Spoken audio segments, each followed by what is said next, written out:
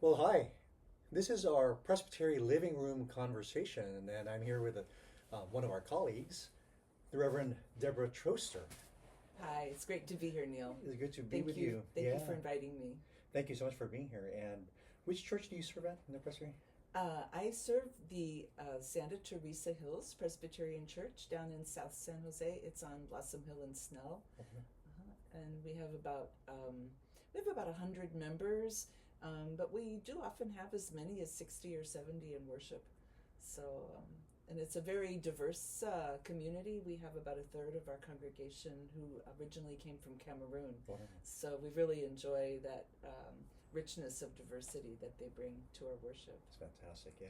And multicultural, multi-ethnic. Yes, Yeah, yes, yeah.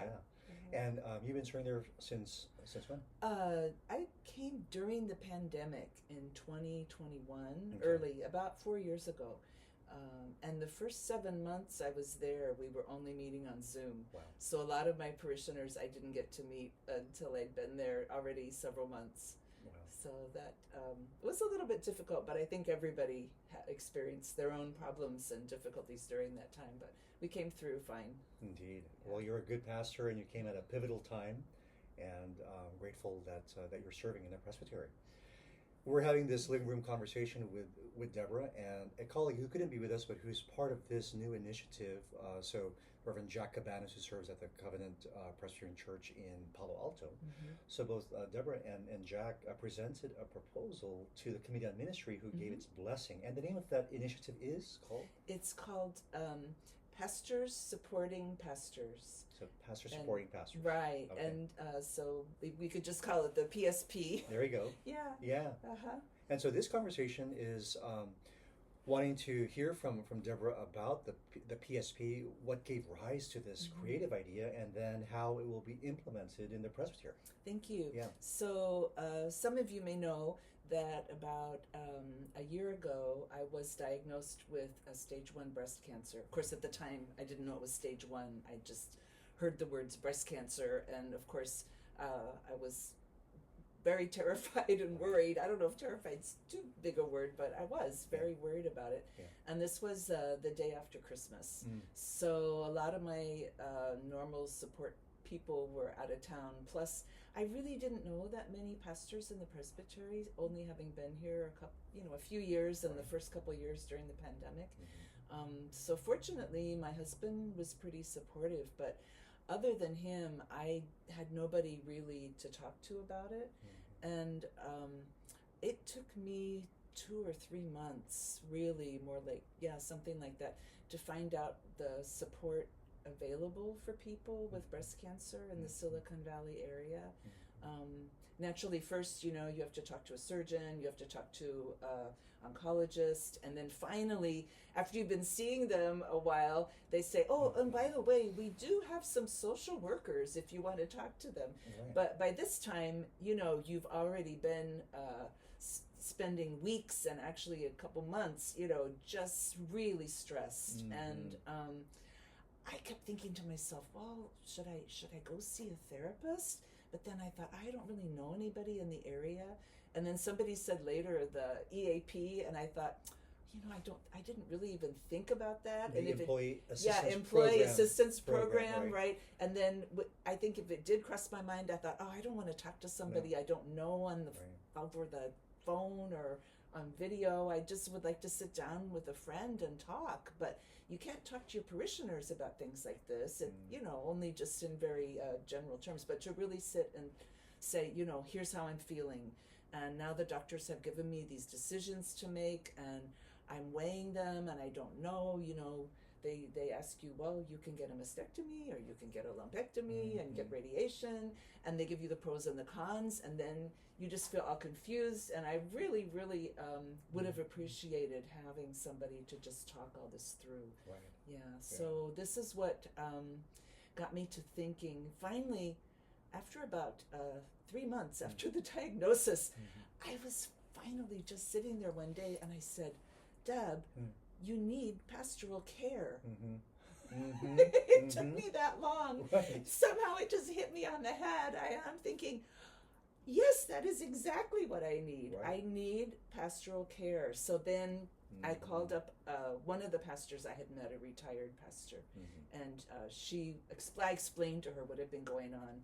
She very kindly invited me for coffee. We sat and talked. I told her some of the things I've been going through. It was so good just to tell the whole story to somebody, not a member of my congregation, not a family member, you know, because I had support from the congregation and I had support from my family, but it's good just to have somebody just to talk to. Right. I really, well, first, I'm grateful that you have made it through that cancer scare. Thank you. Right? Yes, I'm okay now after various treatments. So grateful for that. Wow. Thank you. And I really love this initiative because you're reaching out, or you're wanting us as pastors to reach out to each other, where we're often just so busy with life and ministry, and it takes a fellow pastor oftentimes to understand what we're going through, the pressures that go with ministry and attending to our personal lives, and how do we support each other in life and in ministry and in health scares or in times of grieving. Right. And so the PSP, the pastor supporting pastor. So what does that look like? If I'm as executive presbyter, if I'm grieving or finding it hard to cope with something, so what do I do? So, well, I think in your case, you might want to ask the stated clerk, Erica, but any other pastor could also give you a call. And I think even without necessarily giving details of the situation, say, I'm in a situation, whether health or grieving or could be even mental illness, you know, feeling like you're near a breakdown, or maybe a family member is ill, either with physically or emotionally. And so they could just give you a call and say, you know, I really feel like I could use some pastoral support.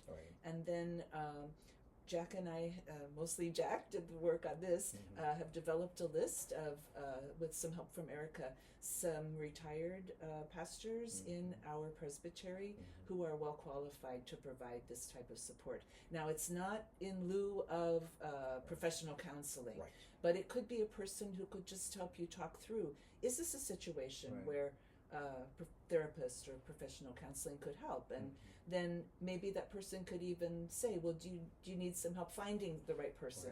Or can I help you access the EAP? Because sometimes you're just feeling so distraught and upset. Even the simple thing like just finding a therapist or accessing services that are available to us, it can just seem a little overwhelming at times. And just having somebody to kind of walk through this with you, I think could be really, really helpful.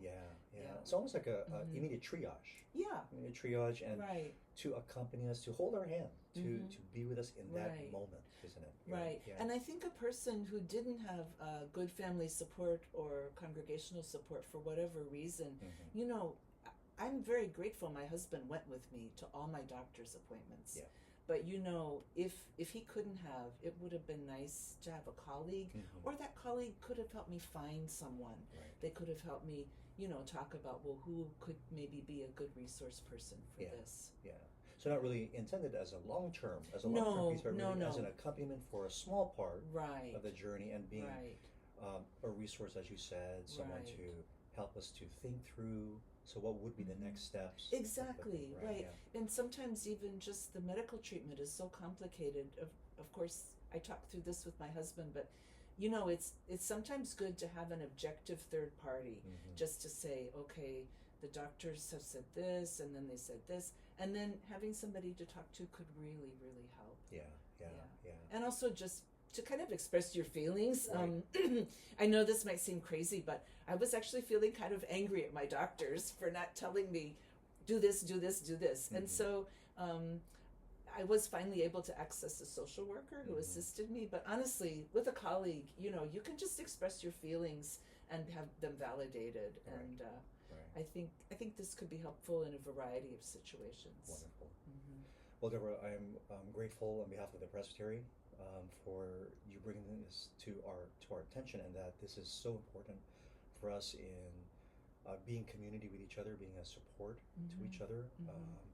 And so we want to encourage you, all colleagues, as we launch and implement the PSP, Pastor Supporting Pastors, that if you are confronted with a challenge in your life, in your vocation, that you're needing one of us as pastor colleagues to support you, please be in touch with our city clerk, Erica Rader, or myself, and we'll be working with Deborah and Jack and the team of other ministers who have willingly volunteered their time and their skills to be support to all of us and to you.